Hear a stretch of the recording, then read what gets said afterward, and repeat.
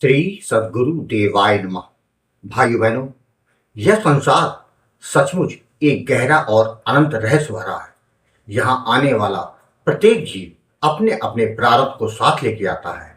यही प्रारब्ध हमारे जीवन की परिस्थितियों को आकार देता है, कभी सुख बनकर, कभी दुख बनकर, कभी लाभ के रूप में, कभी हानि के रूप में, कभी मान तो कभी अपमान, कभी आरोग्य तो कभी रोग और कभी शोक के रूप में। संसार में कोई भी ऐसा नहीं है जो प्रारब्ध के प्रभाव से अछूता हो। चाहे कोई राजा हो या रंग, साधु हो या गृहस्थ, प्रारब्ध सबको अपने अपने ढंग से भोगना ही पड़ता है। यह सत्य है कि प्रारब्ध ने आज तक किसी को नहीं छोड़ा। बड़े बड़े महापुरुषों के जीवन में भी कष्ट आए, कठिनाइयां आई, अपमान और पीड़ा का सामना करना पड़ा। इससे यह स्पष्ट होता है कि केवल बाहरी वैभव, पद या ज्ञान से प्रारब्ध नहीं कटता। तब प्रश्न उठता है, क्या मनुष्य केवल भोगने के लिए पैदा हुआ है? क्या कोई ऐसा उपाय नहीं जो इस बंधन से मुक्त कर सके? संत महात्मा करुणा से भरे हृदय से बार बार एक ही मार्ग बताते हैं, नाम जप। नाम जप कोई साधारण क्रिया नहीं है, ना ही यह केवल होठों की गति है। यह ईश्वर का सीधा स्मरण है, आत्मा का परमात्मा से जीवंत संबंध है। नाम में स्वयं ईश्वर की शक्ति, करुणा और कृपा निवास करती है। राधा नाम जो प्रेम, दया और अनुकंपा का सागर है। संत जन कहते हैं, जब साधक श्रद्धा, विश्वास और निरंतरता के साथ राधा नाम का स्मरण करता है तो उसके भीतर एक दिव्य परिवर्तन प्रारंभ हो जाता है। प्रारब्ध जो जन्म जन्मांतर के कर्मों को का बोझ बनकर जीव को जकड़े रहता है, वह धीरे धीरे ढीला पड़ने लगता है।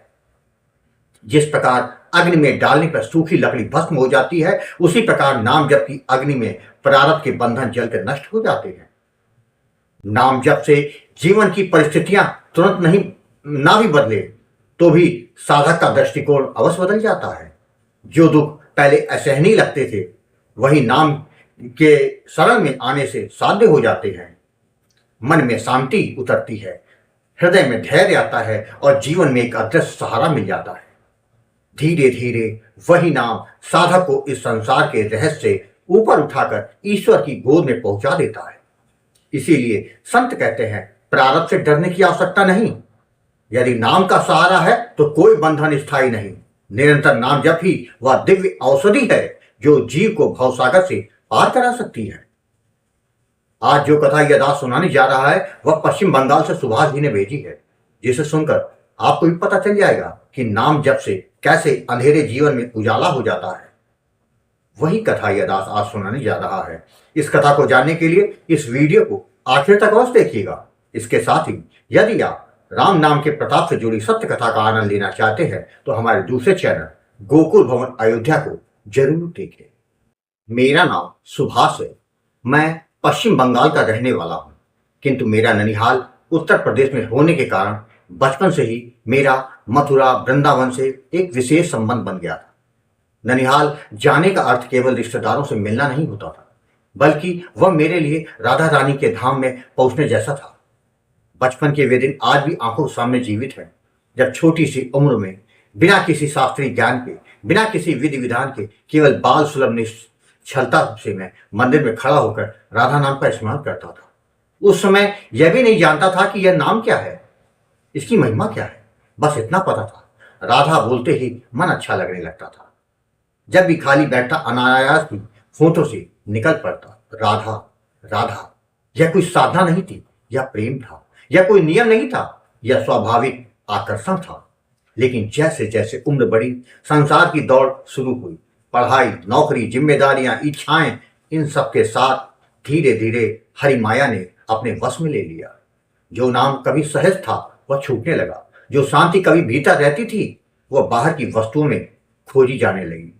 मैं सांसारिक झमेलों में फंसता चला गया, नाम पीछे छूट गया और जीवन भारी होने लगा। साल 2022 में मेरा विवाह हुआ। यह विवाह मेरी इच्छा से नहीं बल्कि पारिवारिक दबाव में हुआ था।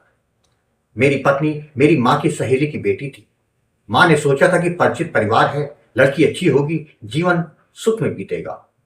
लेकिन विवाह के कुछ ही समय बाद जीवन ने एक ऐसा मोड़ लिया जिसकी मैंने कभी कल्पना भी नहीं की थी। मेरी पत्नी के स्वभाव में धीरे धीरे परिवर्तन दिखने लगा। बात बात पर झगड़ा करना, बिना कारण कलह, मेरा साथ ही नहीं मेरे माता पिता के साथ भी कट हुए बात।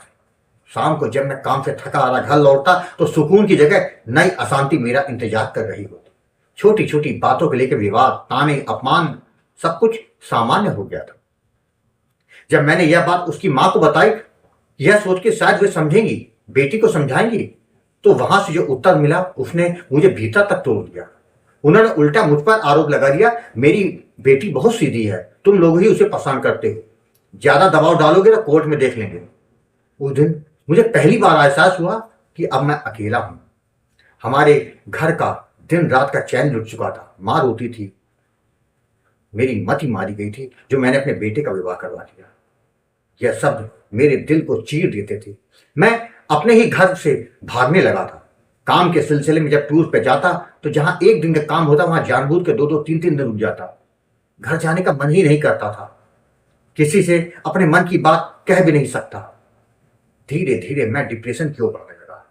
ऐसे ही एक दिन यूं ही मोबाइल पर यूट्यूब चला रहा था, अचानक राधा नाम की महिमा का एक वीडियो मेरे सामने आ गया।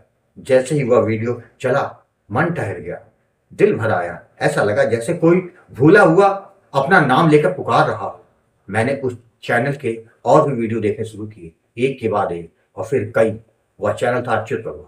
हर वीडियो मेरे हृदय की भाषा बोल रहा था। मुझे पहली बार लगा यही समाधान है। मन में एक दृढ़ भाव आया कि मुझे भी गुरु जी से बात करनी चाहिए, शायद वही मुझे इस संकट से निकाल सकते हैं। जब मैंने गुरु जी को आपको कॉल किया और अपनी पूरी व्यथा सुनाई तो आपने बहुत सरल शब्दों में कहा था, जीवन में जो कुछ भी गलत होता है उसका संबंध हमारे पूर्व कर्मों से होता है। नाम जप से जीवन संवर जाता है। इन शब्दों में कोई चमत्कारिक वादा नहीं था, कोई आश्वासन नहीं था, सब तुरंत ठीक हो जाएगा, लेकिन सत्य था और वही मुझे छू गया।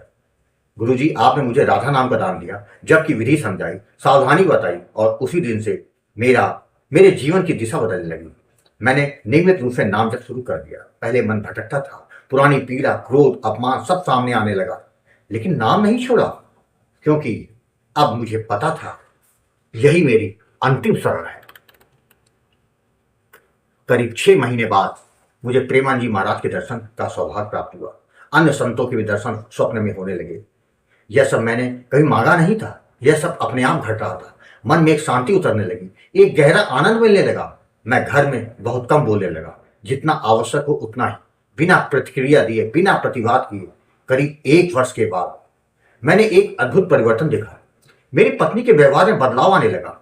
जो स्वभाव कभी कर्कश था वह धीरे धीरे शांत होने लगा। वह सबसे सम्मान से बातें करने लगी, माता पिता की इज्जत करने लगी, घर में शांति लौटने लगी।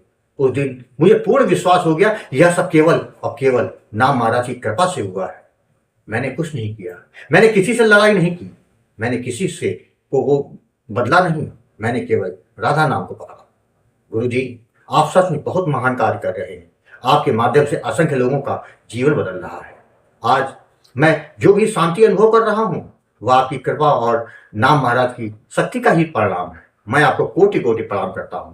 कृपा करके अपना आशीर्वाद हम पर ऐसे ही बनाए रखिएगा।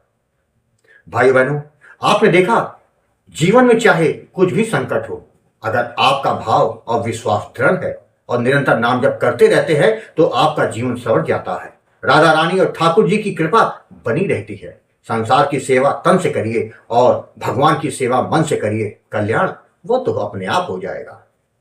आपको यदि कभी यह कथा पसंद आई हो तो कमेंट में राधे राधे लिखना मत भूलिएगा। यदि आपके पास भी राधा नाम की महिमा, बाके बिहारी जी की कृपा और वृंदावन से जुड़ी सत्य कथा हो तो उसको मेरे व्हाट्सएप या ईमेल पर भेज सकते हैं, जिस पर वीडियो बनाकर अपने चैनल में अवश्य दिखाऊंगा। राधे राधे।